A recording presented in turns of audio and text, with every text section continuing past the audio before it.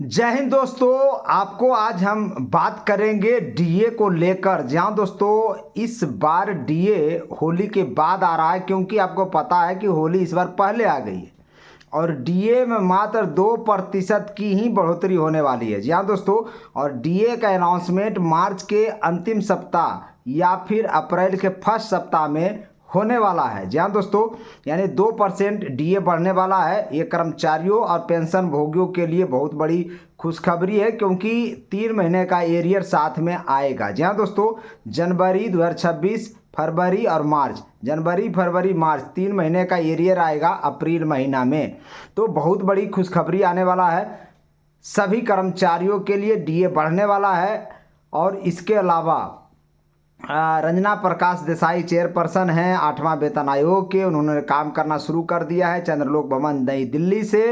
तो ये बहुत बड़ी खुशखबरी है। और चीज़ बता दें आपको कि ड्राफ्टिंग कमेटी के फाइनल रिपोर्ट भी तैयार हो गया है, रंजना प्रकाश देसाई के पास भेजा जाएगा। और उसमें बहुत सारे मांगा गया है सरकारी कर्मचारियों के द्वारा। इसके अलावा 8वां वेतन आयोग ने एक वेबसाइट बनाया है, आपको हम पहले बता चुके हैं, 8cpc.gov.in या फिर mygovernment.in पर जाकर 18 क्वेश्चन पूछे गए हैं, जिसको आपको जवाब देना है। यूनियनों को भी जवाब देना है, कर्मचारियों को भी जवाब देना है। और सरकार इस बार नए तरीके से क्वेश्चन पूछ रही है और वो जानना चाह रही है कि ग्राउंड लेवल पर क्या चल रहा है। और उसी क्वेश्चन के अनुसार से 8वां पे कमीशन में सैलरी और पेंशन में बढ़ोतरी करने का उम्मीद है। जी हाँ दोस्तों, ये उम्मीद ही हम बोल सकते हैं, क्योंकि सरकार इस बार एनसीजेसीएम के साथ बैठक ना करके सीधे 18 क्वेश्चन वेबसाइट के जरिए सभी से पूछ रही है। जी हाँ दोस्तों, लेकिन आपको बता दें आने वाले समय में एनसीजेसीएम के स्टाफ साइड एआईआरएफ हो, एनएफआर, अब बहुत सारे उसमें संगठन हैं, उनके साथ 8वां वेतन आयोग के साथ बैठक होने वाला है। और उस बैठक में बहुत कुछ बातचीत होगा। जहाँ दोस्तों आपके मुद्दे को लेकर, चाहे तो आपका फैमिली यूनिट बढ़ाने की बात हो, चाहे तो सालाना आपको 2 बार इंक्रीमेंट देने की बात हो, चाहे तो पुरानी पेंशन बहाली का मुद्दा हो, सभी को 8वां पे कमीशन में शामिल करने की बात कही जा रही है। इसके अलावा आपको बता दें कि डीए को बेसिक के साथ मर्ज करने की भी बात कही जा रही है, लेकिन सरकार सुने तब ना। सबसे बड़ी बात तो यही है कि सरकार सुनने को तैयार नहीं है, लेकिन सभी संगठन एक साथ मिलकर लगातार प्रेशर बना रहे हैं। जी हाँ दोस्तों, यानी बेसिक को डीए के साथ अगर मर्ज कर देती है सरकार, तो कर्मचारियों का नुकसान कम होगा। यही बात सरकार को समझना चाहिए, जो सरकार अभी समझ नहीं रही है। इसके अलावा फिटमेंट फैक्टर आपको पता है, जो पोस्टल विभाग है उन्होंने 3.25 तक के मांग कर दिया है, जिसको सही जायज़ ठहराया है शिव गोपाल मिश्रा जी ने भी। क्योंकि आपको पता होगा अभी महंगाई काफ़ी बढ़ गया है, लिविंग स्टैंडर्ड काफ़ी अच्छा होना चाहिए, जीवन स्तर कर्मचारियों का अच्छा होगा, तभी जाकर अच्छे तरीके से वो काम कर पाएंगे। और अभी नेट का भी एक देखिए अलग से खर्चा मांगा जा रहा है कर्मचारियों के द्वारा कि सरकार नेट का भी खर्चा दे, क्योंकि अभी के समय में नेट का भी खर्चा है। सभी कार्यालयों में नेट सही प्रॉपर तरीके से नहीं मिल पा रहा है, ये भी बहुत बड़ा इशू है। तो ये भी मांगा जा रहा है। जी हाँ दोस्तों, फैमिली यूनिट 3 से 5 करने की बात आपको बता ही दिए हैं। तो एक्राइड फार्मूला जो था पहले, जो 7वां वेतन आयोग में 2.57 दिया गया था फिटमेंट फैक्टर, इस बार उससे भी ज़्यादा देने का बात कहा जा रहा है। लेकिन ये युद्ध बीच में आ गया, जो आपको पता ही होगा, इजराइल, ईरान और अमेरिका के बीच युद्ध चल रहा है।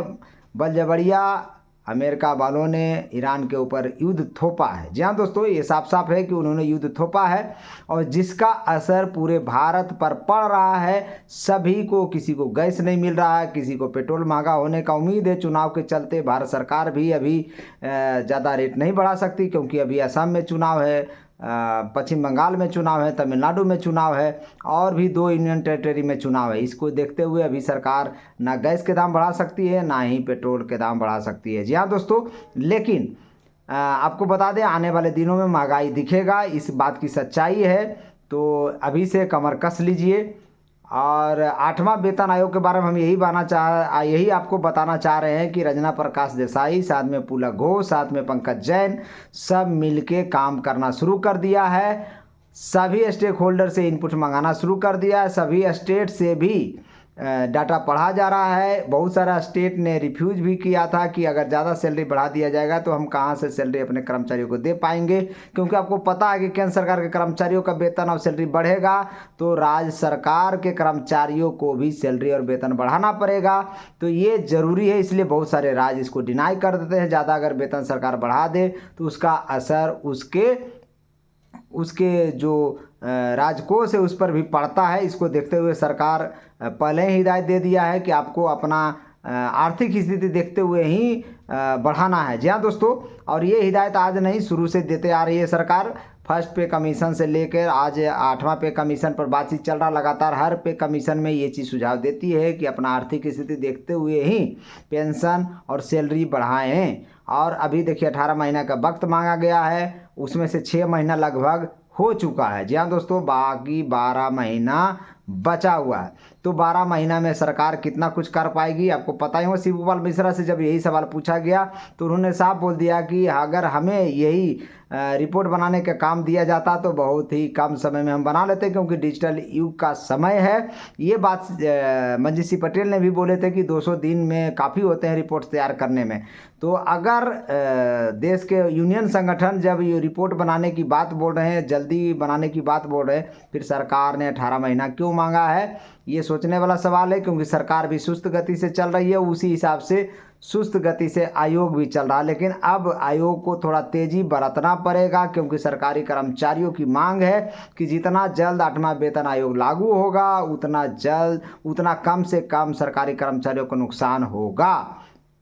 एरियर तो आपको मिल जाएगा बेसिक और डीए का, लेकिन आपका जो भत्ता है, एचआरए है, टीए है और सारे भत्ते हैं, उसका लाभ आपको उसी दिन से मिलेगा जिस दिन से सिफारिश लागू होगा। तो ये भत्ता का नुकसान हो जाएगा देश के सभी कर्मचारियों को। और युद्ध के कारण एनपीएस में भी करीब करीब हर एक कर्मचारियों का रिटर्न आपको पता है 7.7% हो गया है, और भी सेंसेक्स डाउन हो रहा है। तो एनपीएस में भी करीब 50,000 से लेकर 1.5 लाख तक के सभी कर्मचारियों को नुकसान हो रहा है। तो ये युद्ध है दोस्तों, युद्ध के कारण ये होता है। और इसी समय अगर कोई कर्मचारी रिटायर होगा, एनपीएस से खास करके रिटायर होगा, तो उसको घाटा होगा। लेकिन युद्ध अगर रुक जाता है, भगवान करे युद्ध रुक जाए, अगर युद्ध रुक जाएगा तो हो सकता है फिर से बहाल हो, फिर से एनपीएस में बूम करे। और अगर लंबा समय तक आप अगर एनपीएस में नौकरी किए हैं तो आपका अमाउंट ज़्यादा जमा होगा, तो हो सकता है आपका रिटर्न ज़्यादा मिले। ये कयास लगाया जा रहा है, क्योंकि बाज़ार पर